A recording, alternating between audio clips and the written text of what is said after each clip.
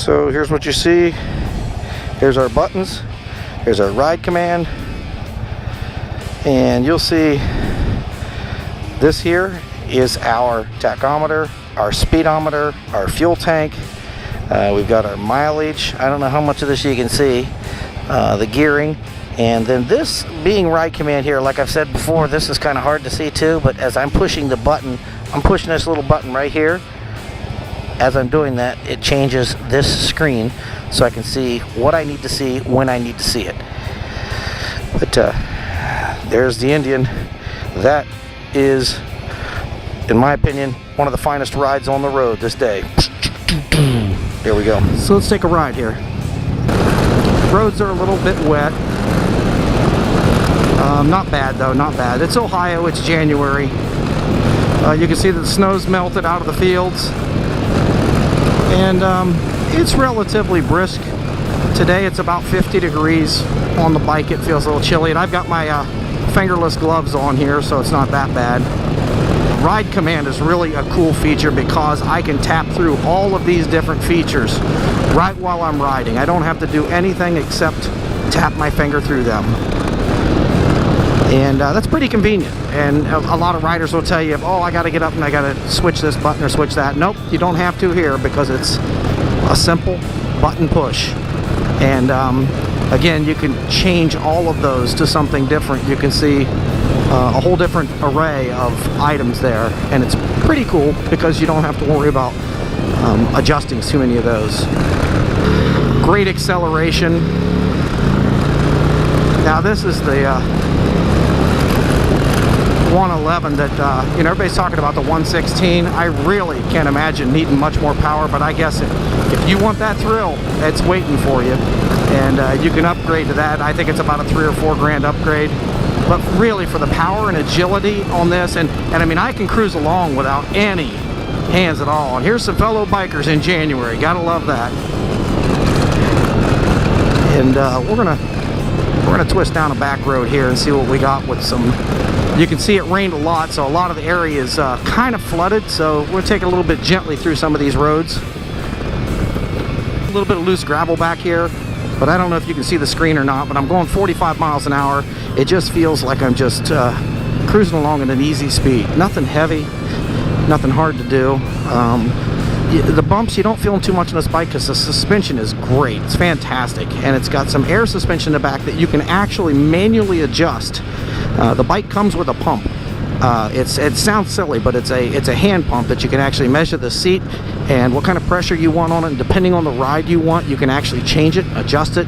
I've stopped before on some pretty hefty roads and changed the compression on the back, I'm sorry, the pressure on the back, and it really does help a lot. So you can do just about any type of air it up pretty high and tight, or you can let it loosen down. But I've never really felt it bottom out like I did on the Harleys.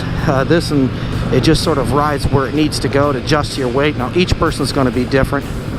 Me, I hover right around 200 pounds, so I'm a pretty hefty little boy, and I hold the bike down pretty good. But this bike weighs over 800 pounds, and it does it handles a lot better than what you would imagine for this. The balance is incredible, absolutely incredible. As you can see, these back roads, you can see there's a lot of bumps on the roads, and as I'm going over them, there's a little bit of a jolt. Nothing heavy at all. It's the bike is probably hugs the road better than any other bike I've ever ridden. So, in my opinion, that's the Indian Chieftain. I'm looking forward to the 2018 Roadmaster because they have done some tremendous things with those. And here we are on some other backcountry roads. Always make sure, because this is a little bit of gravel here, but this is usually where people don't see you. Now my bike is bright white, and still I've been pulled out in front of, I've been cut off. Sorry about the wind noise. Matter of fact, I want to see how that sounds with that wind noise, because I would imagine this mic gets pretty noisy. But again, taking some back roads here, and as you can see, the field still got some water out there on it, and right there. I always watch for that, because when you're on a bike, if you come up to a water spill on the road, you got a lot of dangers right in front of you. First of all, hitting water is not like you would think. It's not soft. It's like hitting a brick wall, and it'll stop you in your tracks. And secondly, you're not going to be able to control through water if you hit it at a high rate of speed. You're just not going to be able to, so don't even think you're going to try.